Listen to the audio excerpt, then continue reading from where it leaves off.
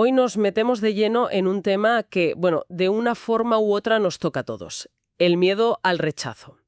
Tenemos un material de análisis muy provocador que no solo busca el origen de ese miedo, sino que va directo a proponer un plan de choque. Sí, Y la idea de partida ya lo cambia todo, ¿eh? Dice que el problema casi nunca es el rechazo en sí, sino la historia que nos contamos sobre nuestros rechazos del pasado. es que esa premisa es potente porque le da la vuelta. El foco deja de estar en lo que nos hacen y pasa a estar en lo que nos hacemos a nosotros mismos. Exacto.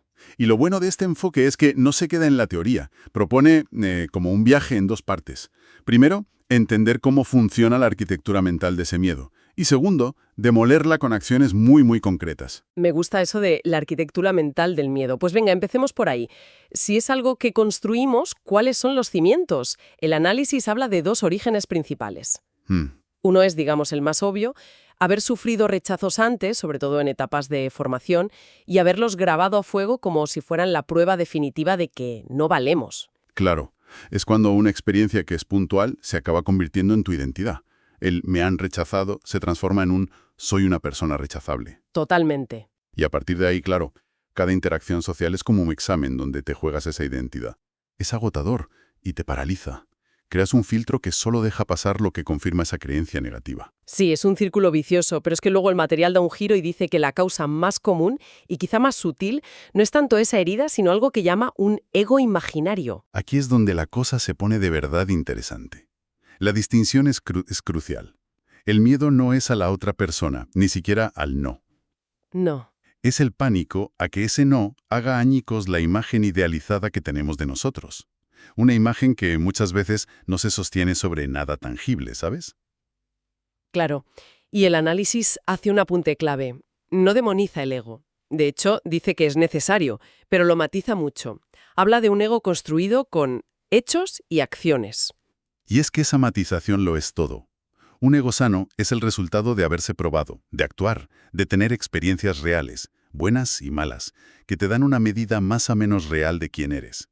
Ya. El problema es el ego frágil, el que se basa en la fantasía de yo soy la clase de persona a la que nunca rechazarían. Eso es un castillo de naipes.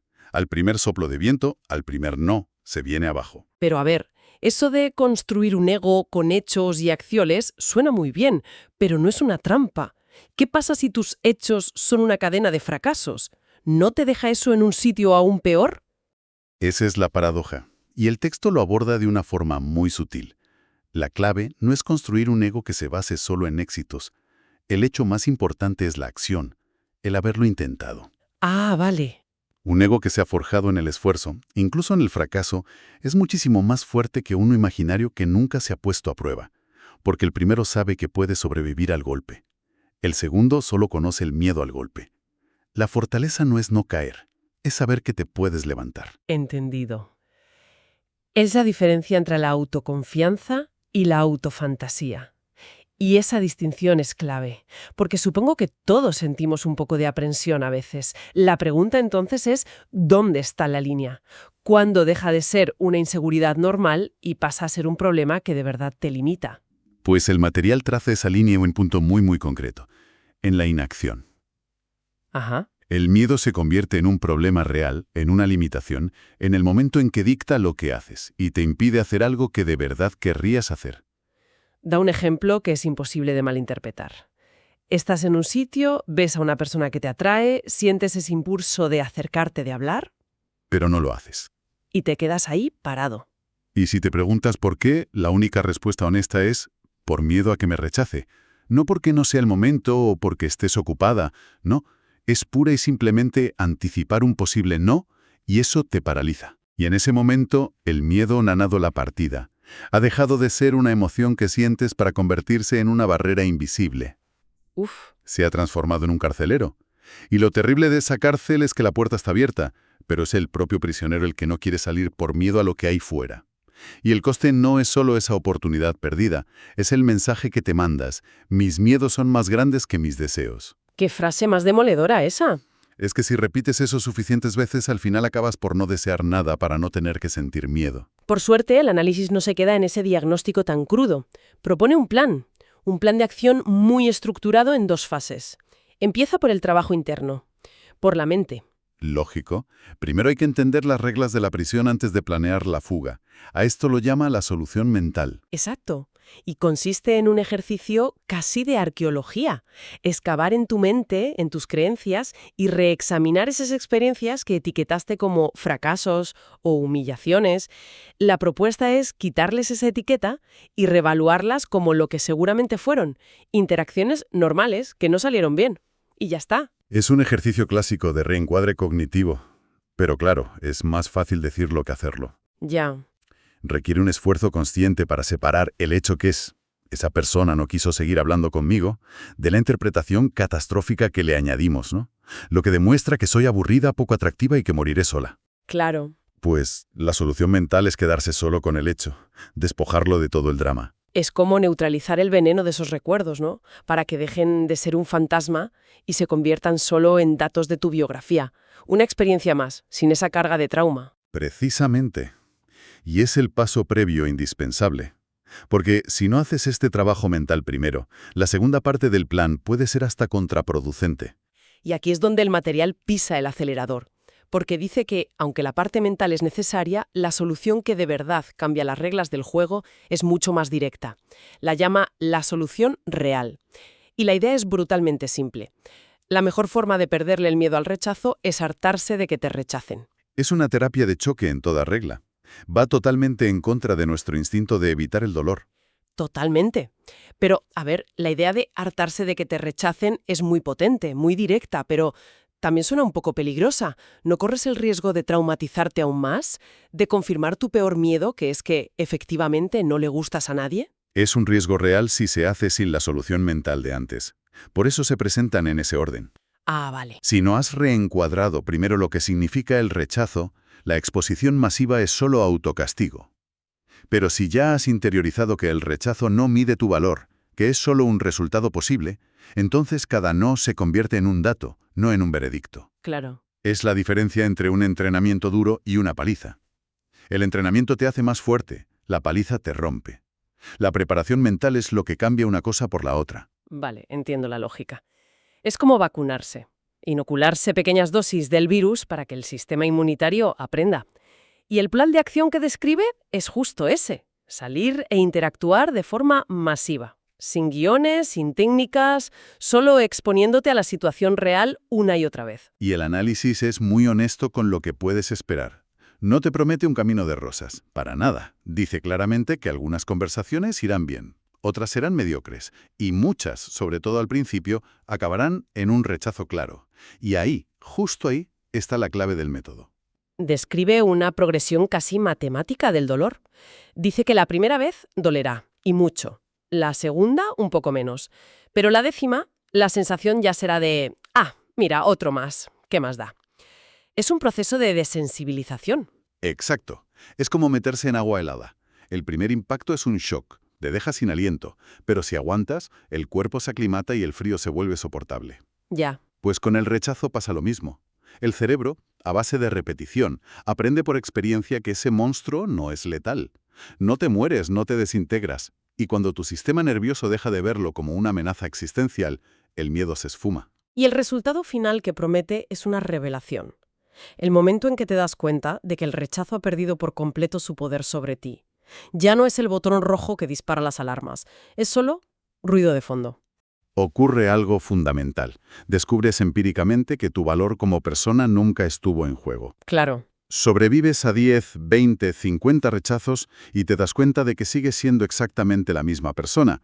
El ego imaginario, ese castillo de naipes, se ha desmoronado, sí, pero en su lugar ha crecido algo mucho más sólido. La confianza que nace de la acción.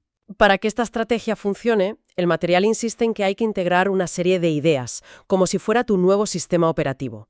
No vale solo con salir a la calle a lo loco. Son los pilares conceptuales que sostienen la práctica. Sin ellos, como decíamos, la exposición podría ser demoledora en lugar de liberadora. El primero es un recordatorio de abundancia. Hay muchísimas personas en el mundo. El objetivo es desactivar esa mentalidad de escasez, esa idea de esta es mi única oportunidad. Y ese concepto de abundancia es clave porque ataca directamente a la ansiedad de rendimiento. Cuando sientes que es tu única oportunidad, cada palabra está cargada de una presión insostenible. Claro. La mentalidad de abundancia es ser estadísticamente realista. La compatibilidad real entre dos personas es rara, por lo que la mayoría de las interacciones por pura matemática no van a funcionar. No es personal, es probabilístico. El segundo pilar va en la misma línea. Por muy increíble que parezca una persona, no hay que tener miedo a perderla. Aceptar el no como una parte natural del proceso. Y esto redefine por completo lo que es el éxito. Implica entrar en la interacción sin un apego desesperado al resultado. La meta deja de ser conseguir a esa persona y pasa a ser yo mismo y ver qué pasa. Si funciona, genial. Si no, pues también está bien. El éxito es haber actuado a pesar del miedo. Y eso nos lleva al que para mí es el concepto más liberador de todos.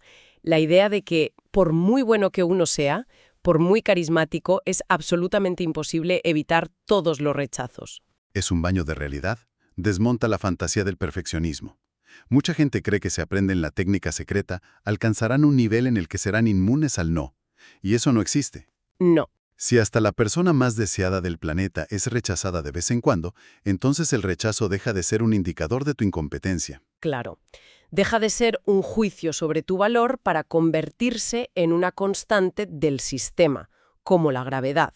No puedes luchar contra ella, solo puedes aprender a moverte con ella. Y es a partir de aquí que el análisis llega a su conclusión más potente. Deja de huir de los rechazos y empieza a usarlos. Y ese es el cambio de paradigma definitivo. Pasar de ver el rechazo como un enemigo a evitar a toda costa, a verlo como una herramienta. Como feedback. Como una brújula. Ya. Cada no se convierte en información valiosa, en una oportunidad para calibrar tu enfoque o simplemente en la prueba de que estás en el campo de juego y no en el banquillo. Vale, si intentamos sintetizar todo lo que hemos analizado, ¿cuál sería la idea final? Parece que todo apunta a que el miedo al rechazo es, en esencia, un problema de perspectiva. Totalmente. Es una historia que nos contamos, una construcción interna basada en interpretaciones erróneas y en la protección de un ego que no se sostiene sobre nada real. Y la solución propuesta es radicalmente contraintuitiva. No se trata de buscar una armadura para que los rechazos no duelan, ni una fórmula mágica. Es todo lo contrario. Es un ataque en dos frentes. Primero, un trabajo de limpieza mental para quitarle el poder tóxico a los recuerdos. Y después, y esto es lo decisivo, una inmersión voluntaria y repetida en la fuente misma del miedo hasta que éste se agote. Hay una frase final en el material que lo resume todo de una forma brillante. El miedo al rechazo no se piensa, se atraviesa. Es la síntesis perfecta. Subraya que la solución no es teórica, no se encuentra en un libro. La verdadera liberación es puramente experiencial. Hay que caminar a través del fuego para darte cuenta de que, en realidad, no quema tanto como imaginabas. Se atraviesa. Es una conclusión potentísima y nos deja con esa idea resonando. Empieza a usar los rechazos. Esto nos lleva a una reflexión final para quien nos escucha. A ver. Si damos por hecho que el rechazo no solo es inevitable, sino que además se puede usar, ¿qué pasaría si se empezara a ver no como una prueba del propio valor, sino como una simple métrica del esfuerzo? Casi como una medalla al mérito por haberlo intentado. Exacto. Y si cada no fuera un punto final, sino la prueba de que se está actuando, de que se está en movimiento, en lugar de una señal de stop. Y si el objetivo no fuera coleccionar síes, sino simplemente asegurarse de que el número de intentos, el número de veces que se ha salido a jugar, nunca sea cero.